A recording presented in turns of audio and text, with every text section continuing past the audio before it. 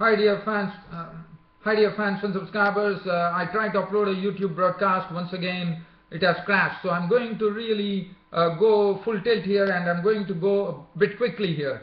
So just talking on this cricket happening show, the first one, South Africa versus New Zealand yesterday. South Africa completed the formalities. In fact, as I said, today was the deciding one-day international. South Africa won the match by 62 runs to take the one-day series 2-1. It was South Africa, South Africa made 283, and the Kiwis could make only 222, so that's losing by 62 runs. The highest scorer was Latham with 54, but Kagiso Rabada really bowling with some real raw pace and also bowling a very good line on a very conducive pitch. Picked the ball, the wickets. 10 overs, 1 made and 33 runs with 2 wickets. Magnificent bowling analysis from Kagiso Rabada. And for New Zealand, there was not much of a resistance coming. Colin Munro was another contributor with 35 runs. And it was always going to be difficult. As I said, nobody could really put together a big partnership, and then finally clinched the game for South Africa. Well contested series, South Africa taking the series 2-1.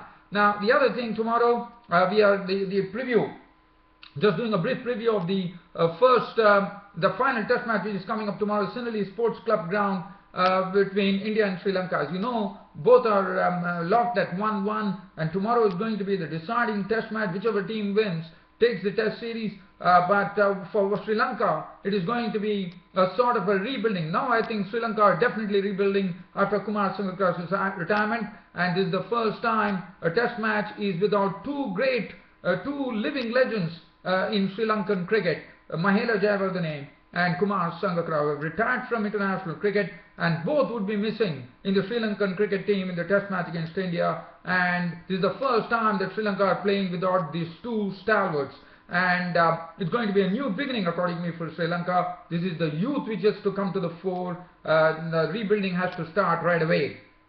So for Sri Lanka, well, they might be having some new faces coming in. One has to wait and watch what really is in store. So that is so Sri Lanka are the ones who are under a bit of a pressure after losing the second test match.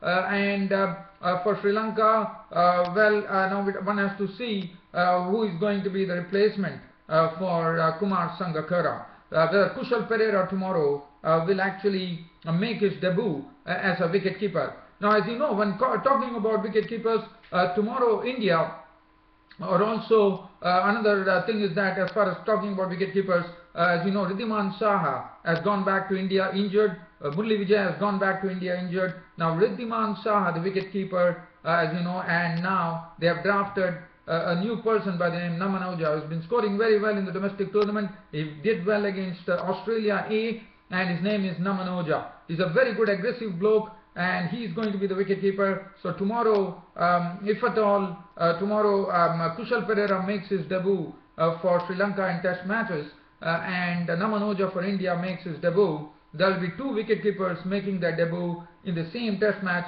and that happened once in test cricket when Khalid Mashood of Bangladesh made his debut, and India's Syed Sabah Karim made his debut. So that is one record that will be there tomorrow. Other than that, the Sinhalese Sports Club ground, I mean, we have seen that there's been a flat pitch. There have been tons of runs scored on the Sinhalese Sports Club ground, but tomorrow might be different, because of late we have seen that Sri Lanka defeated Pakistan at Sinhalese Sports Club. So if you look at the scores also, there were not many huge scores. So that gives us the feeling that keeping the same trend, probably tomorrow also could be a pitch which could actually yield a result. And what a situation it would be if it could yield a result with either Sri Lanka or India winning.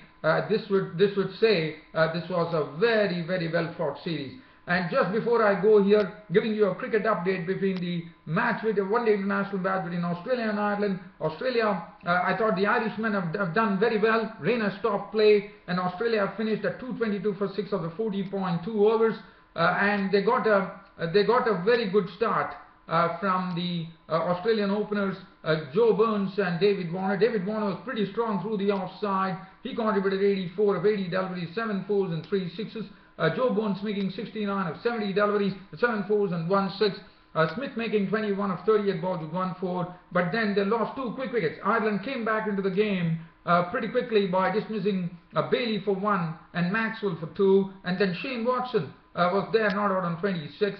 Mitchell Marsh was scouted by Mooney for 11. 222 for 6 is what Australia ended up after batting in 40.2 overs. And the bowling, as far as the Irishmen are concerned, Craig Young, 6 overs, 1 for 49, was very costly. He saw that international cricket was something which is very different when he was clattered by the openers Joe Burns and David Warner. Murtagh, showing all his English county experiences, bowled in the right areas for the Australians. 10 overs, 1 made and 2 for 45. John Mooney bowled 6 overs, 1 for 33. Thompson was good, 6 overs, 1 made and 1 for 37. 9 overs for 40 for Andy McBride, the right arm off spinner. And Peter Sterling, 3.2 overs, no made and 1 for 14. None for 14. Now for ODI debut, Joe Burns of Australia was making his ODI debut. And Joe Burns, I thought, made a very good debut as he got a maiden 50 on his one-day international debut, as he made 69 of 70 doubles, 7 fours and 1 6.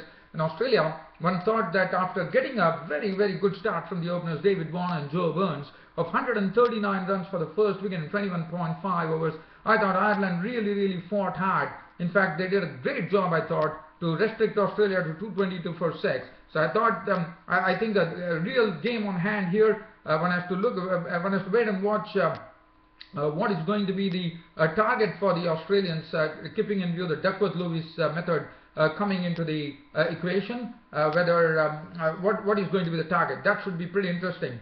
But dear fans and subscribers, I'm sorry I have to wind up this Cricket Happening show for today. But as I said, one YouTube broadcast launched, but it crashed. There's a plug-in Firefox, something of that sort, and I have to come and do a very quick Cricket Happening show here.